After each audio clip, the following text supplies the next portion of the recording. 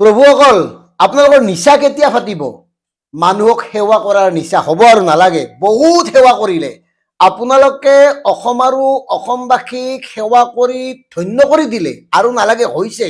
সঁচাকৈ প্ৰিয় দৰ্শক, এইসকলক কৈছোঁ, এই যে অতুল বৰা জাতীয় লোকসকল আছে দিছপুৰত, অতুল বৰা, চন্দ্ৰমোহন পাটোৱাৰী, সিদ্ধাৰ্থ ভট্টাচাৰ্য, ৰকিবুল হুছেইন, ৰিপুণ বৰা, এনেকে বিভিন্নজন আছে নহয়, চন্দ্ৰমোহন পাটোৱাৰী, এওঁলোকৰ নিচা আজিলৈকে নাফাটিল, কেতিয়া ফাটিব? আৰু সেই নিচাৰ বাবে নানা কুট কৌশল কৰি হলেও টিকটটো আনিবই, নিৰ্বাচন খেলিব, ইমান নিচা। এওঁলোকৰ বাৰু ভাগৰ লগা নাই মানুহক সেৱা কৰি কৰি? নিজেই মন কৰক, অসমৰ ৰাজনৈতিক দলসমূহৰ একাংশ ৰাজনৈতিক নেতাই বছৰ বছৰ ধৰি বিধায়ক হৈয়েই আছে, মন্ত্ৰী হৈয়েই আছে, তথাপিও তেওঁলোকৰ হুতাহ পলোৱা নাই, নিচা ফটা নাই। আৰু সেইকাৰণে কৈছোঁ, হ'ব প্ৰভুসকল আৰু নালাগে। আপোনালোকে বহুত সেৱা কৰিলে জাতিটোক, বহুত সেৱা কৰিলে অসমৰ মানুহখিনিক, এতিয়া আপোনালোকে অকণমান জিৰণি লওক, ৰাইজৰ কাৰণেই জিৰণি লওক, অকণমান সংসাৰৰ সময় দিয়ক, নিজক সময় দিয়ক, কাৰণ আপোনালোকে সেৱা কৰাৰ নামত নিজৰ বাবে একোৱেই নকৰিলে। আৰু এইসকলৰ প্ৰত্যেকৰে বয়স 70ৰ ওপৰত, 70 নহ'লে 1-2 বছৰ কমৰ আছে, কিন্তু বেছিভাগৰে 70ৰ ওপৰত।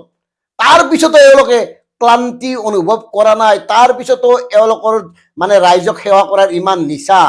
জনতাক সেৱা কৰা নিচা নে এই যে ৰাজকীয় ষ্টাইল, এই ষ্টাইলটোৰ পৰা আঁতৰি আহিবলগীয়া হ'লে আপোনালোকৰ মগজুৱে কাম নকৰিব। আপোনালোকক এই যে সৌৱে বাৱে মানুহবোৰে ঘেৰি ধৰে, এই যে আপোনাৰ গাড়ীৰ দুৱাৰ খুলি দিয়ে, এই যে আপোনাক ভাত ৰান্ধি দিয়ে, আপোনাৰ জোতাযোৰ পালিচ কৰি দিয়ে, জয় জয় মই সকলো ফালে, যি বিচাৰিছে তাকেই পাইছে, যেনেকে জীৱনটো উপভোগ কৰিব খুজিছে তেনেকেই কৰিছে। গতিকে যদি কিবা কাৰণত গাড়ীখন নাপায়, নিৰ্বাচিত নহয়, তেতিয়াহ'লে কোনে চাব এই কথাবোৰ আপোনালোক ক্ৰিয়া কৰে? আৰু এই যিটো নিচা, এই নিচাৰ নেপথ্যৰ সত্য এয়াই, কাৰণ এওঁলোকক লাগে লাগে লাগে। এওঁলোকে সাধাৰণ জনতাৰ টকাৰে ভোগ বিলাসত মত্ত হৈ বহুতেই নামে বেনামে অগাধ সম্পত্তি কৰিছে। তেওঁলোকৰ কাৰণে সাধাৰণ জনতাক কেৱল মাত্ৰ ভোটাৰ। গতিকে সাধাৰণ জনতাৰ কান্ধত বন্দুক থৈ চিকাৰ কৰি খাবলৈ এওঁলোকক লাগে। সেইকাৰণে এওঁলোকক বয়সেও হাৰ মনাব পৰা নাই। যিমানেই বয়স হওক, নিৰ্বাচন আহিলেই মনটো ৰাইজাই কৰিবই, কেনেকে টিকট পোৱা যায়।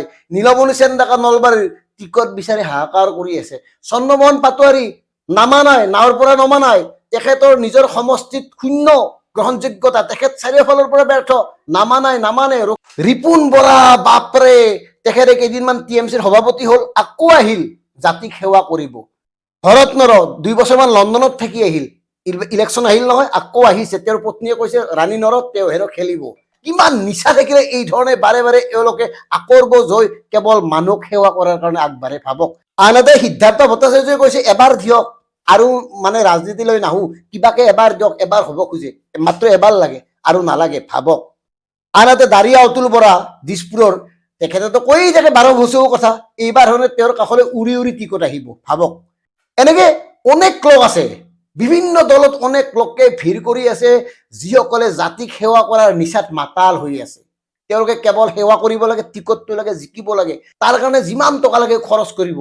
টকা ক'ৰ পৰা পাইছে সেই কথা নুসুধো, সেই কথা আপোনালোকেও নক'ব, কাৰণ তেওঁলোকৰ টকা নাই, ৰাইজে সহায় কৰে, ইমান ভাল মানুহ। এই যে ৰাজনৈতিক ভণ্ড নেতাসকল, যিসকলে নিৰ্বাচন আহিলেই সাধাৰণ জনতাৰ ভৰিত পৰে নীলাজৰ দৰে, অথচ নিৰ্বাচনত জয়ী হোৱাৰ পিছত সাধাৰণ জনতাৰ ফালে এইটো দেখুৱাই দিয়ে। তেওঁলোক নেতাক কৈছো আপোনালোকে নালাগে, আৰু তেনেকুৱা নেতাক আপোনালোকে উপেক্ষিত কৰক ৰাইজসকল, তেনেকুৱা নেতাক কওক আৰু নালাগে আপোনালোকে। কিমান দুৰ্বল হৈ থাকে একেজন মানুহ, কিয় বাৰে বাৰে আপোনালোকে সুযোগ দিব লাগে? আৰু বেলেগ মানুহ নাই নেকি? নতুনক কিয় সুযোগ দিয়া নহয়? কিয় এওঁলোকে নতুনক বাটটো এৰি নিদিয়ে?